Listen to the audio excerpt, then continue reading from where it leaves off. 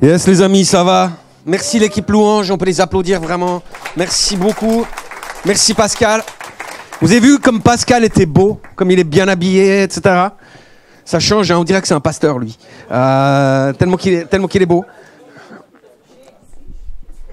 Merci Christophe. Non, mais je le pense Pascal. Tu es un père. Non, tu sais. C'est moi j'aime ce qui est beau, alors je t'aime.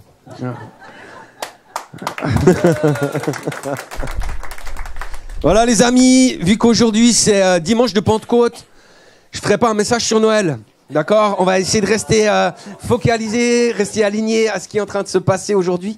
Et donc on veut célébrer ce merveilleux Saint-Esprit qui a été répandu sur les disciples le jour de la Pentecôte. Et ce message, il va faire suite à la prédication que j'ai donnée il y a 15 jours, qui avait pour titre « Je t'aime Saint-Esprit ». Et puis, vous la retrouvez si jamais sur YouTube, sur notre chaîne YouTube. Et ça va faire suite aussi au message donné dans les bases de cette semaine, qui était « Préparer le chemin du Seigneur ». Et si là, vous voulez, vous me faites un mail, vous me faites un WhatsApp, je vous envoie le lien pour pouvoir retrouver ce message. Et puis, si vous avez entendu ni l'un ni l'autre, et que vous êtes là aujourd'hui, déjà, je ne comprends pas pourquoi vous avez entendu ni l'un ni l'autre. Je pense qu'il y a une remise en question à se faire. Mais vu que je suis connu pour être un être plein de bonté, de volupté et de tendresse, sachez donc qu'aujourd'hui, si vous n'avez même pas suivi les messages, vous pourrez suivre la prédication du jour. C'est juste que dans la réalité, j'ai abordé des choses dans ces messages que je ne vais pas pouvoir aborder aujourd'hui. On m'a dit à 14h ou plus tard, il faut qu'on boucle. J'ai dit OK.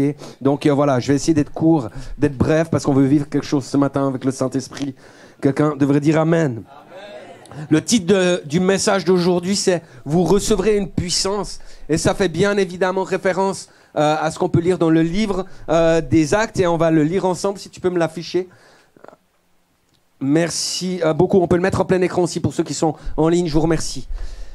Donc il est écrit, en effet, après avoir souffert jusqu'à la mort, c'est à eux, donc les disciples, qu'il se montra en leur prouvant de bien des manières qu'il était vivant. Pendant 40 jours, il leur apparut et leur parla du règne de Dieu. Un jour qu'il prenait un repas avec eux, il leur donna cet ordre. Ne vous éloignez pas de Jérusalem, mais attendez ce que le Père a promis et que je vous ai annoncé. Car Jean a baptisé dans l'eau, mais vous, dans peu de jours, vous serez baptisés du Saint-Esprit. Mettre la suite. Alors, ceux qui étaient réunis auprès de Jésus lui demandèrent « Seigneur, est-ce en ce temps-ci que tu rétabliras le royaume d'Israël ?» Jésus leur répondit « Ce n'est pas à vous de connaître les temps ou les moments que le Père a fixés de sa propre autorité, mais vous recevrez une puissance quand l'Esprit Saint descendra sur vous. Vous serez alors mes témoins à Jérusalem, dans toute la Judée et la Samarie, et jusqu'au bout du monde. » On a des habitudes. Après ces mots, Jésus fut élevé vers le ciel, pendant que tous le regardaient, puis une nuée le cacha à leurs yeux. J'aimerais commencer, les amis, par vous poser une petite colle ce matin. Toute simple, hein, vous verrez, je vous ai dit, je suis gentil. Jésus a dit à ses disciples qu'ils allaient prochainement être baptisés du Saint-Esprit. Donc d'après vous, avant la Pentecôte, avait-il déjà le Saint-Esprit ou pas? Alors, pour ceux qui disent ou pas, on va faire comme ça à main levée, d'accord? Ceux qui disent plutôt non, merci de lever la main maintenant. C'est quoi la question? Ah ben, attends, on va se réveiller. Est-ce que les disciples avant la Pentecôte avaient reçu le Saint-Esprit ou non? Ok. Alors, qui c'est qui dit non? Ok. Qui c'est qui dit oui? Ok, ben ceux qui disent oui, on peut les applaudir parce qu'ils ont raison. Ceux qui n'ont pas du tout levé la main parce qu'ils pensaient passer inaperçu, sachez que j'ai une mémoire sélective hein, et voilà. Et ceux qui ont levé 2 fois la main, voilà. Le Seigneur sait toutes choses. Hein. Mais pourquoi est-ce que je dis qu'ils avaient déjà reçu le Saint-Esprit? Parce que déjà, je crois qu'ils étaient nés de nouveau. Ils étaient disciples. Pour être disciples de Jésus, il faut naître de nouveau. Je pense qu'ils étaient baptisés. Le texte le dit, la Bible ne le dit pas clairement, mais on peut vraiment penser que oui. Ils étaient radicaux dans leur foi. Ils avaient tout quitté pour suivre Jésus. Et de plus, en Jean 20, Jésus va souffler sur eux en leur disant « Recevez le Saint-Esprit ». Donc ils l'avaient déjà. Ils avaient reçu. Amen. Alors pourquoi la Pentecôte? Pourquoi cet événement? Ben là aussi, je vais vous donner la réponse. Premièrement, c'est que la Pentecôte, elle indique un changement de saison. Jusqu'alors, il y avait le ministère là, du Fils, hein, le ministère terrestre de Jésus. Et puis, maintenant venait le ministère donc, du Saint-Esprit. Et deuxièmement, ça annonçait le début du ministère terrestre de l'Église. Et puis, la deuxième raison, c'est que la Pentecôte nous révèle qu'il y a deux expériences à vivre avec le Saint-Esprit. La première expérience, elle se passe à la nouvelle naissance. Hein, le Saint-Esprit nous convainc de justice, de péché et de jugement. Donc ça, c'est l'œuvre initiale pour devenir fils de Dieu. Tu sais, si tu n'es pas de nouveau, du coup, tu ne reçois pas le Saint-Esprit en toi, un jour, tu seras condamné à l'enfer. Donc c'est hyper violent. D'accord? La Bible parle d'une condamnation éternelle. Donc on a besoin du Saint-Esprit qui va faire de nous des filles et des fils du Dieu très haut. Et c'est ce Saint-Esprit en nous qui va permettre qu'on ne vive pas notre vie selon notre bon plaisir, selon voilà, ce qu'on a, nos propres envies, mais en tant que disciples de Jésus-Christ. Et puis bien sûr, alors vient le baptême du Saint-Esprit qui a une seconde expérience, donc qui est postérieure, hein, qui vient après la conversion. Ça va jusque-là? Alors après, des fois, ça vient. Quand je dis ça vient après, moi, ça a pris plusieurs années avant que je sois baptisé du Saint-Esprit. Mais Sabine, par exemple, le même jour, elle a donné sa vie, elle était baptisée du Saint-Esprit. Ma femme, elle fait toujours les choses mieux que moi. Donc voilà, c'est comme ça. Mais c'est comme ça. Il y a des fois, les gens, ils disent, oui, mais alors est-ce qu'on est baptisé du Saint-Esprit après le baptême, avant le baptême, etc. Je veux dire, là, je crois qu'il ne faut pas faire trop de boîtes, tu sais. Dieu agit comme il veut. La réalité, c'est qu'avec Corneille, par exemple, je ne sais pas si vous vous rappelez de cette histoire-là, en fait, Pierre va constater que les gens sont baptisés du Saint-Esprit. Comment est-ce qu'il constate cela? C'est parce qu'il les entend, il voit qu'ils parlent en langue. Donc à ce moment-là, il constate qu'ils ont été baptisés du Saint-Esprit, et il dit, bah, qu'est-ce qui retient qu'on puisse les baptiser d'eau? Donc voilà, l'Esprit souffle où il veut, comme il veut, d'accord? Donc ça peut être avant, après, etc. Voilà, Dieu est bon, c'est ce qui compte. Le baptême du Saint-Esprit, c'est un revêtement de puissance pour le service et le témoignage. Donc il y a deux expériences. La première dans la nouvelle naissance qui fait de nous des filles et des fils. La seconde où nous sommes équipés du Saint-Esprit pour l'accomplissement de la mission. Donc on a besoin de ces deux réalités-là. La Pentecôte, c'est le premier réveil de l'histoire. Vous serez d'accord avec moi?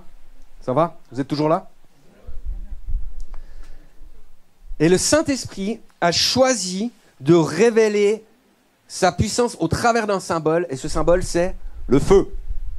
D'accord? Jean a déclaré que Jésus nous baptiserait d'esprit et de feu. Donc, le réveil, ou le mouvement du réveil, fonctionne selon le principe du feu. Tout le monde a vu un feu dans sa vie? Un feu rouge, un feu vert, c'est bon? Tout le monde est là? Donc, un feu, c'est un organe vivant. D'accord? On peut l'alimenter pour lui donner de l'ampleur. On peut essayer de le maintenir, tu sais, qu'il y ait quand même une petite braise, etc., mais pas trop. Et bien sûr, si on n'y prête pas attention ou qu'on agit contre le feu, on peut l'éteindre. Et Paul a écrit « N'éteignez pas l'esprit ». Dis à ton voisin « N'éteignez pas l'esprit ». Pour entretenir un feu. Ce matin, c'est matinée scout. Je vous avertis, je vous apprends à faire du feu. Alléluia. Pour entretenir un feu, que ce soit un feu de camp, que ce soit un poêle de cheminée, que ce soit une cheminée toute court, il y a 3 éléments essentiels et tu peux afficher le slide s'il te plaît. Ces 3 éléments, c'est l'énergie d'activation. N'hésite pas à la mettre aussi en plein écran pour ceux qui nous suivent sur le net, merci. L'énergie d'activation, c'est quoi? C'est un briquet, une allumette, une étincelle, etc. Il y a du combustible, le bois, le charbon, les pellets, le papier, la belle-mère, etc.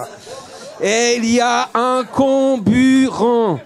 En fait, la réalité, les amis, on appelle ça le triangle de feu.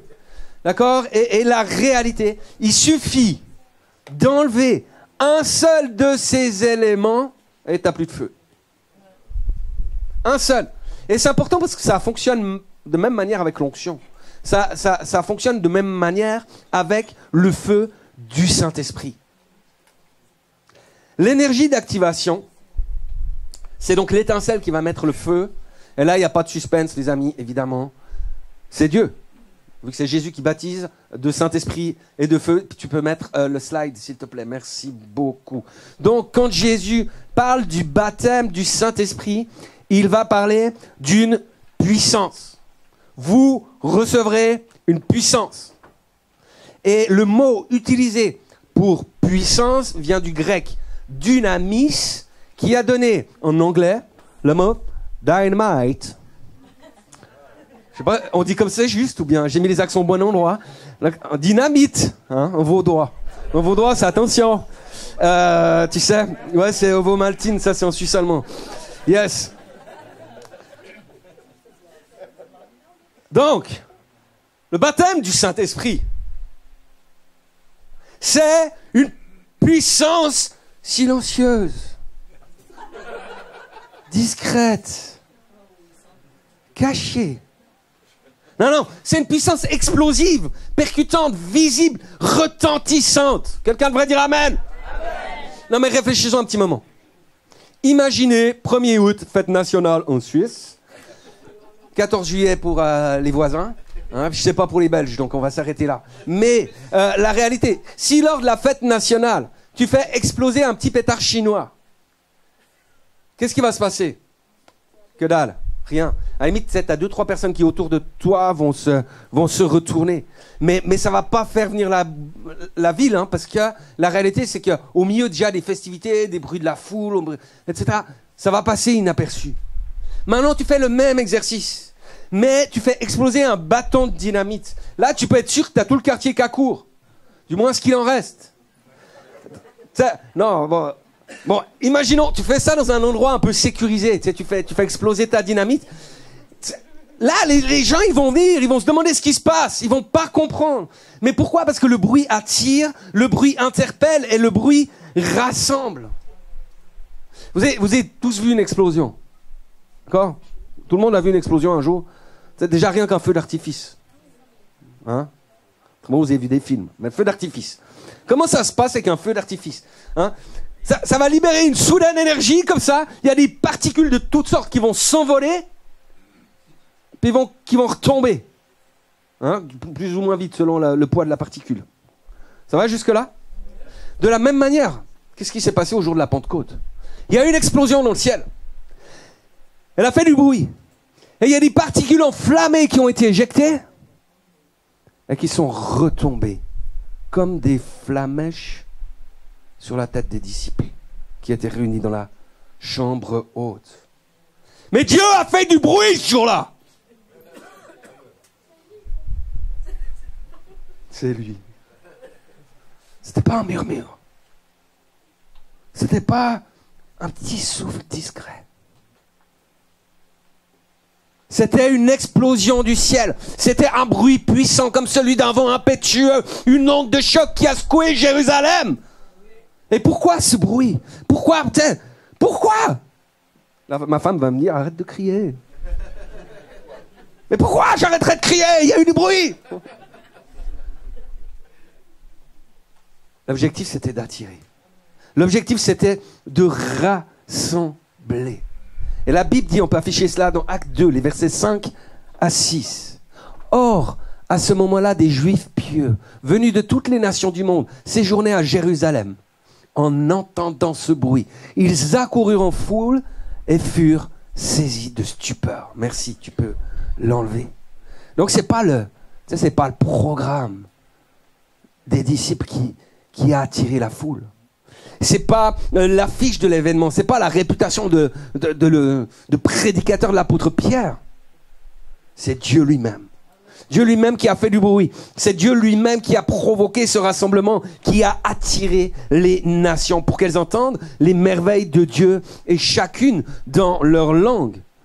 Le bruit de la Pentecôte, vous savez, c'est pas du désordre. Je pense qu'il faut qu'on prêche ça aux Vaudois. Le bruit de la Pentecôte n'était pas du désordre, c'était un appel divin, un son céleste qui disait « Mais venez, approchez-vous, venez, entendez, écoutez ça, c'est le son du réveil, le son d'un nouveau commencement, le son de la gloire de Dieu qui se répand parmi les hommes. » En fait, Dieu il a utilisé un mégaphone céleste pour faire entendre sa voix au monde. Et aujourd'hui, les amis, encore, mais j'aimerais nous encourager, ne sous-estimons pas le bruit de Dieu. Parce que quand le Saint-Esprit descend, il secoue, il retentit et il rassemble. Et c'est là, c'est la foule qui est attirée, c'est là qu'elle va pouvoir recevoir et entendre le message de Jésus-Christ. Donc, gloire à Dieu. C'est gloire à Dieu pour ses stratégies divines. Il a fait du bruit pour réveiller les cœurs, pour attirer les âmes et pour manifester sa puissance. Amen. Amen. Le second élément qui va permettre à notre feu de brûler, c'est le combustible. La Bible dit, tu peux afficher cela s'il te plaît, quand le jour de la Pentecôte arriva, les disciples étaient tous rassemblés au même endroit et au même moment, ils virent apparaître des sortes de langues qui ressemblaient à des flamèches. Elles se séparèrent et allèrent se poser sur la tête de chacun d'eux. Aussitôt, ils furent tous remplis du Saint-Esprit. Donc, le combustible, tu peux mettre le slide suivant, hein. Le combustible, c'est nous. C'est nous. Eh, vieille bûche, c'est à toi que je parle. C'est nous. Nous sommes le combustible. Ouais, c'est vieille branche, vieille bûche. Après, ça dépend de la longueur du feu. Hein. Une branche... c'est consommé beaucoup plus vite, ça.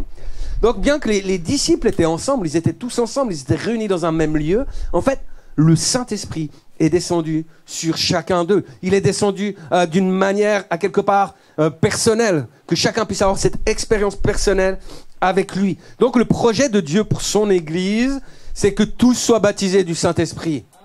Donc, aussi toi. Tu sais, tu peux être vieux, tu peux être jeune, tu peux être appelé dans un ministère particulier ou pas.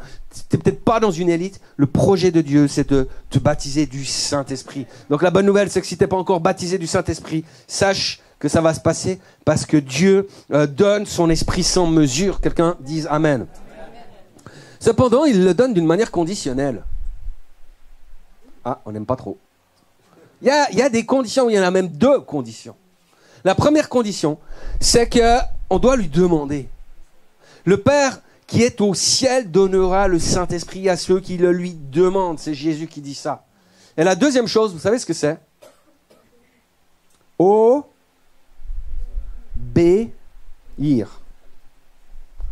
Il y en a qui a des casquettes ou des t-shirts, c'était marqué obey.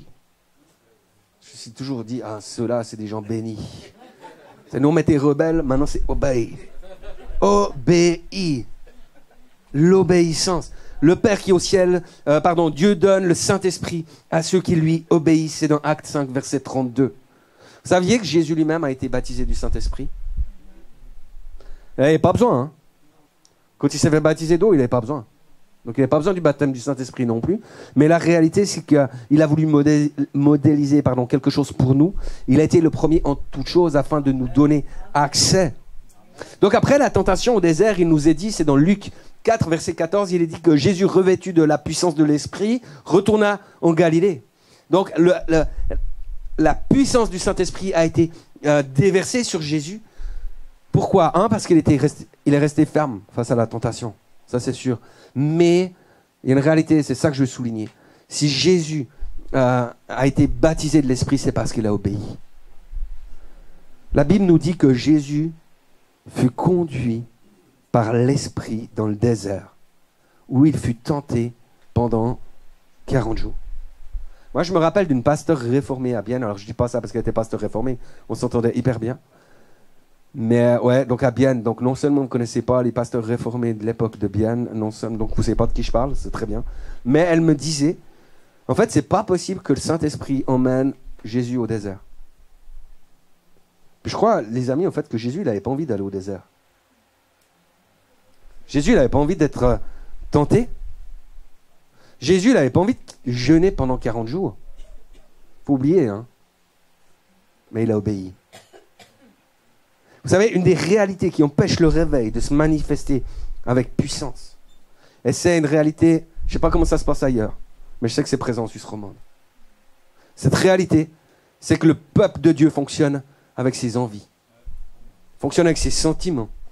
Et combien de fois, moi, j'ai entendu des gens qui parlaient de leurs ressentis, de leurs envies, comme un moyen de discernement.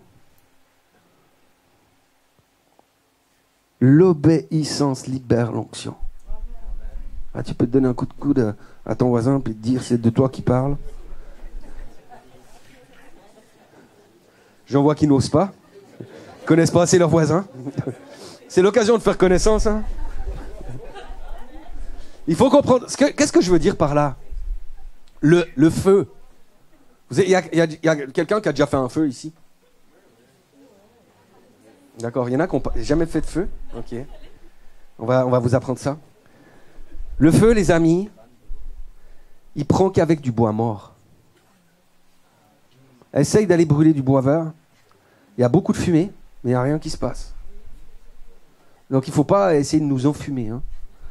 Le feu, il prend qu'avec du bois mort. Ça ne veut pas dire un peuple qui est sec spirituellement. Mais ça veut dire que des hommes et des femmes qui sont prêts à renoncer au monde et à ses plaisirs parce qu'ils sont assoiffés de la vie, de l'esprit. L'obéissance, c'est la clé du réveil. La crainte de Dieu, c'est la clé du réveil.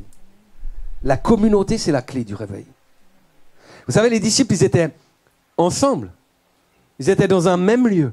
Ils étaient dans l'unité, une unité d'esprit, une unité de cœur, une unité de corps. Ils faisaient corps ensemble, ils étaient réunis dans un même lieu. Alors on connaît tous cette image, vous savez, vous l'avez déjà entendu 100 fois, l'image de la bûche qu'on éloigne du foyer, du feu. Vous avez déjà entendu ça, hein? Tu l'éloignes, elle va se refroidir, tu la remets, elle se réchauffe. Tu l'éloignes trop longtemps, elle s'éteint. Bon, ça va repartir, t'inquiète pas, quand on la remet, ça repart toujours. Mais l'un des facteurs qui éteint l'esprit, qui éteint le feu, c'est l'individualisme. Et je crois que le gros mensonge que vivent de nombreux chrétiens, c'est de penser qu'on n'a pas le droit, c'est de penser qu'on a le droit de ne pas venir à l'église le dimanche matin. Je ne sais pas si vous croyez à ça. J'aimerais saluer toutes celles et ceux qui sont avec nous ce matin. Non, parce qu'on peut dire tout de suite, ah, c'est du légalisme. Ça, c'est ce qu'on dit en général. Ou alors tu as un esprit religieux. Ça, c'est le nouveau truc. Quand tu n'es plus d'accord avec quelqu'un, tu lui dis qu'il a un esprit de truc. Non, vous en faites pas.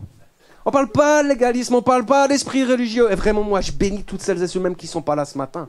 Parce qu'on est tous en chemin, et on a tous des révélations à un moment ou à un autre, et on grandit là-dedans. Donc je ne parle pas en termes de légalisme, je parle en termes d'individualisme. Et ça fait toute une différence, croyez-moi. Parce que le mensonge de l'individualisme, c'est compliqué à dire.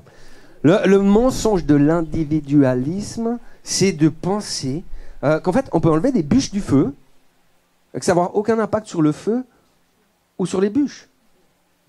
C'est de penser que ça n'aura aucun impact sur la vie de l'Église et sur ma vie personnelle avec le Saint-Esprit. Et le dernier élément qui est nécessaire pour le feu, tu peux l'afficher, c'est le comburant. Alors le comburant, j'ai utilisé volontairement ce terme parce que je ne savais pas du tout ce que ça voulait dire.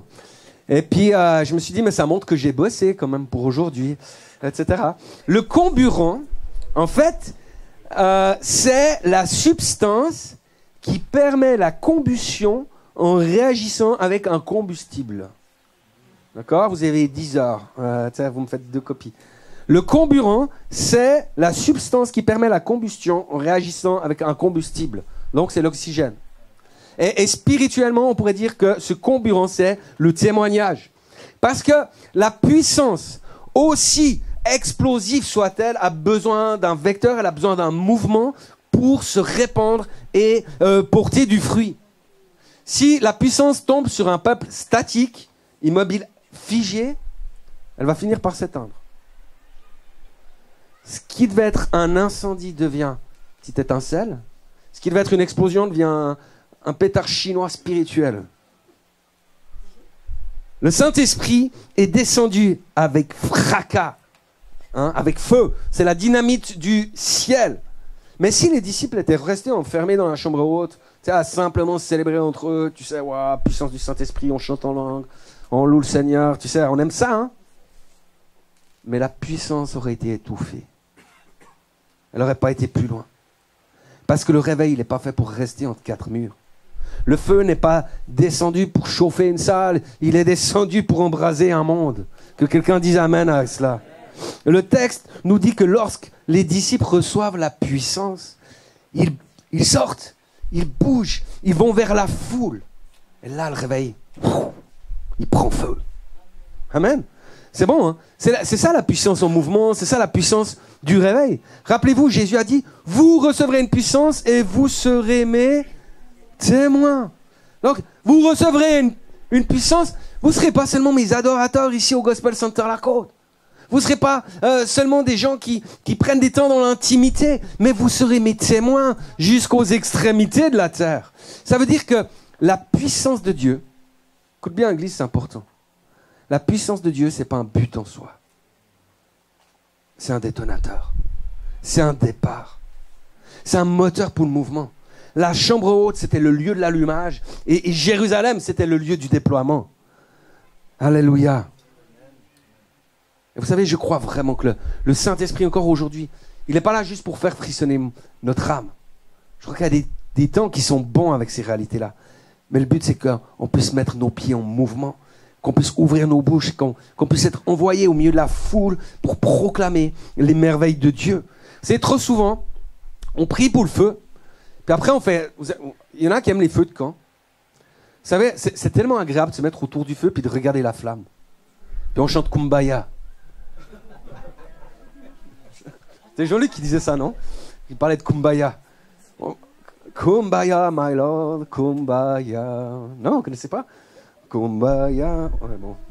Ça monte les générations. Hein? C'est là que tu vois qu'on a plus 20 ans. On aime le contempler. On aime contempler tout d'un coup la présence du Saint-Esprit. Et des fois, on vit ça comme ça, au milieu de nous. Mais le but, c'est qu'on puisse aller mettre le feu ailleurs. Les amis, c'est qu'on puisse propager ce feu, parce qu'une église, vous savez, une église qui reçoit la puissance, mais qui n'est pas dans le mouvement, elle devient comme un volcan qui n'arriverait pas à exploser, mais il va finir par imploser en lui-même. Et le feu va s'éteindre. Mais un peuple en mouvement, c'est comme cette lave qui descend de la montagne, qui descend dans la vallée, qui touche les vies, qui transforme les vies. Le bruit attire la foule. Et le mouvement emmène le message. Le Saint-Esprit a fait du bruit pour que les gens viennent, mais c'est le peuple en mouvement qui va permettre que Dieu parle au travers de lui. Est-ce que je peux demander juste à l'équipe louange de venir, s'il vous plaît? Donc les disciples, ils vont commencer à parler. Et qu'est-ce que les gens vont dire? Comment les gens vont répondre? On peut regarder ça dans Acte 2, les versets 8 à 13, s'il te plaît, si tu peux me les mettre. Ils disent, mais comment se fait-il donc que nous les entendions s'exprimer chacun dans notre langue maternelle? Nous sommes Parthes, Mèdes ou Élamites. Nous habitons la Mésopotamie, la Judée, la Cappadoce, le Pont ou la province d'Asie, la Phrygie ou la Pamphylie, l'Égypte ou le territoire de la Libye, près de Cyrène. Ou bien nous vivons à Rome. Nous sommes juifs de naissance ou par conversion. Nous venons de la Crète ou de l'Arabie. Et pourtant, chacun de nous les entend parler dans sa propre langue des choses merveilleuses que Dieu a accomplies. Ils n'en revenaient pas. Plongés dans la plus grande perplexité, ils se demandaient entre eux, qu'est-ce que cela peut bien vouloir dire? Mais d'autres tournaient la chose en ridicule. C'est le vin doux, disait-il. Ils ont trop bu. Tu peux laisser le slide un petit moment, s'il te plaît, encore? Est-ce qu'on comprend ce qui vient de se passer? Il y a vraiment un mouvement de réveil dans ce passage. En fait, le Saint-Esprit descend sur les disciples et donc ils reçoivent quoi? Le don du parler en langue. Et qu'est-ce qu'ils vont faire? En toute logique, ils vont commencer par exercer le don. Ils vont commencer par parler en langue. Et c'est important parce que les gens, ils vont être surpris, évidemment. Hein. Ils ne vont pas comprendre ce qui se passe. Ils disent, ouais, on entend tous parler dans notre langue, etc. Alors, qu'est-ce qui se passe? Après cela, Pierre va donner une explication. C'est pas écrit là, vous pouvez voir ça dans Acte 2 à partir du verset 14. Pierre va expliquer qu'est-ce qui se passe, que le Saint-Esprit descend sur toute chair, etc. Puis il va faire un appel, puis là il y a 3000 personnes qui se convertissent. C'est à partir du verset 40 que vous pouvez voir ça. Mais là il y a un modèle qu'on peut reproduire. Un modèle qu'on peut reproduire pour notre témoignage. Parce que dites-moi, combien de fois quand on témoigne, on va commencer par les explications? C'est vrai, c'est pas vrai? Hein? Commence par expliquer. Et puis la réalité, c'est que souvent, on se perd dans nos explications et on perd la puissance. Parce que simplement, c'est qu'on met les choses dans le mauvais ordre. En fait, le bon ordre, c'est le surnaturel d'abord, l'explication ensuite. La puissance d'abord, les paroles ensuite. Et c'est ce qui se passe ici. Tu peux enlever le slide, merci. En fait, on doit être un peu comme un surfeur. Vous avez déjà vu comment ça se passe avec les surfeurs? Le surfeur, il doit capter le mouvement de la vague. Et nous, on doit capter le mouvement de l'esprit. Donc, le surfeur, en fait, il regarde, tu sais, il voit comment vient la vague et il se positionne par rapport à elle. Hein. Il se met dos à la vague et quand il la voit arriver, il va se coucher en fait sur sa planche puis il va commencer à ramer avec ses bras. Et en fait, avec tout son corps, il va commencer à sentir le mouvement, il va commencer à sentir la synergie de la vague, la vitesse qui commence à arriver. Et c'est alors que quand elle arrive, paf, il se dresse et il peut surfer la vague. Je fais ça bien, non? Franchement, j'ai jamais surfé, mais je suis sûr que je suis très bon. Voilà. C'est permis de rêver, non? Mais en fait, un témoin de Jésus-Christ, c'est un surfeur de la vague. Il surfe la vague de l'évangile, Gospel Wave. C'est ça? C'est qui, Église, qui rêve que le réveil arrive? Qui se dit, moi, c'est mon rêve, tu sais, de vivre les signes et les prodiges de manière quotidienne. Moi, c'est mon rêve de voir des foules être sauvées voilà, être connues de Dieu, être sauvées, aller au ciel. Et il y a une chose qui est importante que je dois dire ce matin, les amis, c'est que le réveil ne va pas attendre les rêveurs, mais qu'il va soulever les surfeurs. Et on est appelé à être des surfeurs de cette vague de l'évangile. Donc, si dans la société, c'est là où le Seigneur nous a placés, si dans ton travail, si dans les sociétés auxquelles tu appartiens, etc., si là tu n'es pas témoin, parce que tout d'un coup tu agis, tu crois que tu vas agir en sous-marin, tu vas pas choper la vague. Hein. Si tu es sous l'eau, tu vas pas choper la vague, elle est en dessus. Et c'est là qu'il y a quelque chose d'important parce que le Seigneur nous a placés dans des lieux pour que nous soyons témoins de Jésus-Christ. Là, tu peux demander à ton voisin s'il a bien entendu ce que je viens de dire. Dieu t'a placé dans un lieu pour que tu sois témoin de Jésus-Christ. Alors certains vont me dire, tu sais, moi dans le lieu où je travaille, si je fais du prosélytisme, il y a de fortes chances que je perde ma place. Et je crois que c'est des réalités, il faut être conscient de cela. Donc il ne faut pas se mettre sous une culpabilité, il faut vraiment être sage. Et puis s'il faut, être un peu discret. Non, je rigole, c'est bon, c'est du pipeau là. Je vous mène au bateau, les amis. Bien sûr que ce risque-là, il est là. Il est là. Quand il y a eu le Covid, je vais vous expliquer un truc. J'ai pas demandé à ma femme, mais merci de me bénir, chérie. Et à un moment, on n'avait plus le droit de se réunir. Vous vous rappelez de ça, évidemment. Puis à un moment, ma chérie, qui s'occupe quand même des comptes et de tout ça, elle est un petit peu au souci par rapport aux finances. Puis quand elle priait, ton coup, le Seigneur lui a demandé une chose. Il lui a dit, mais qui est ta source? C'est juste comme je raconte. Qui est ta source? Et des fois, je crois qu'on devrait se poser cette même question. Tu sais, sans jugement, sans condamnation, etc. On ne veut pas être là-dedans. Mais qui c'est qui dirige ta vie? Qui est ta source? À qui t'as confié les clés de ta vie? À qui appartiens-tu? En qui te confies-tu? Tu sais, moi, je crois une chose. Parce que je sais qu'il y a des choses qui sont faciles à dire. Hein. Je peux dire yaka. Mais je crois à une réalité. C'est que si Dieu t'a placé dans une entreprise et qu'il a choisi que tu étais dans cette entreprise, je crois qu'il n'y a personne qui pourra te virer. Maintenant, si tu te fais virer quand même, c'est que le Seigneur t'a l'appelé à aller surfer sur d'autres vagues. Parce que c'est lui qui dirige ta vie. C'est pas les hommes, c'est pas l'ennemi. C'est le Seigneur qui dirige ta vie. Quand les disciples ont commencé à parler en langue, en fait,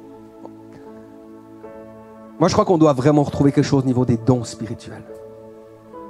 Là, c'est le parler en langue, parce que le parler en langue, c'est le signe qui est donné avec le baptême du Saint-Esprit. C'est clair, c'est biblique. On peut en discuter si vous voulez, mais c'est biblique. Mais on a besoin des dons spirituels d'une manière ou d'une autre. Quand le disciple commence à parler en langue, c'est le don qu'ils ont reçu à ce moment-là. Eh bien, tous ont entendu les merveilles de Dieu. Mais pas tous n'ont réagi de la même manière.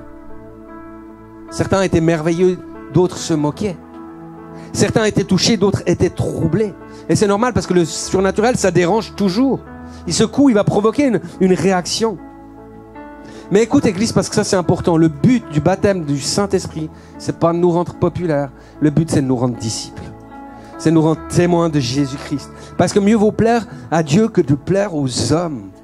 L'obéissance a conduit à certains moments à ce que les disciples soient adulés. Rappelez l'histoire de Paul, les gens le prenaient pour un dieu, ils se prosternaient devant lui en disant « Oh, c'est un dieu ». Mais ce même Saint-Esprit, l'obéissance a conduit les disciples en prison, à être lapidés, à être flagellés, rejetés. Mais cette obéissance les a aussi conduits dans la puissance. Cette obéissance les a conduits dans le réveil. Cette obéissance les a conduits dans la gloire et dans la moisson des âmes. Le baptême du Saint-Esprit, il va pas faire de nous des stars, mais il va faire de nous des témoins. Et des gens qui plaisent au Seigneur. Le baptême du Saint-Esprit ne nous garantira jamais une vie tranquille, confortable, mais il va nous garantir la présence de Dieu.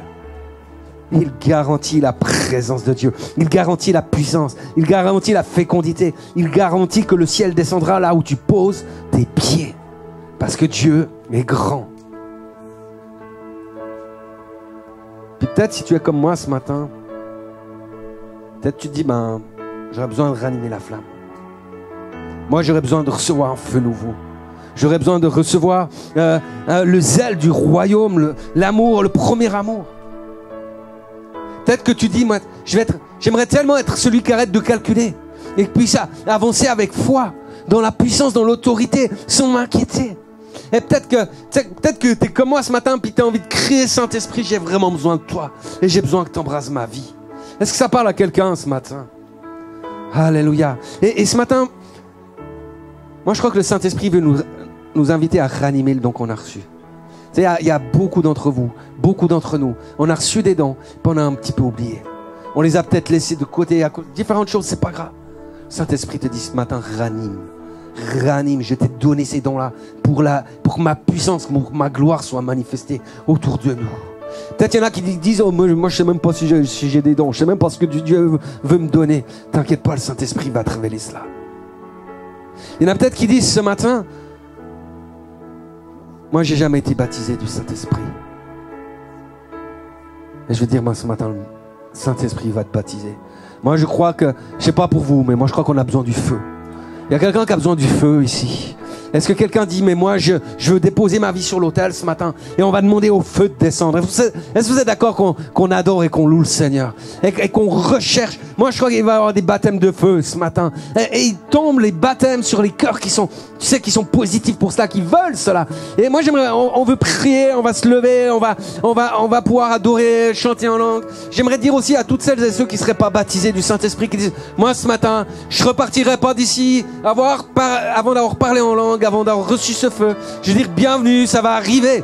Et les équipiers de prière, ils vont se mettre là sur votre droite et ils vont prier avec vous et ils prieront jusqu'à 18h ce soir, jusqu'à 22h demain matin, jusqu'à 4h après-demain. Mais il y aura un feu qui va descendre sur vous aujourd'hui. Et s'ils n'ont pas le temps, ils prieront encore mieux et encore plus fort. Et ça va descendre pour la gloire de Dieu. Est-ce qu'on peut élever nos voix en langue, Église, ce matin?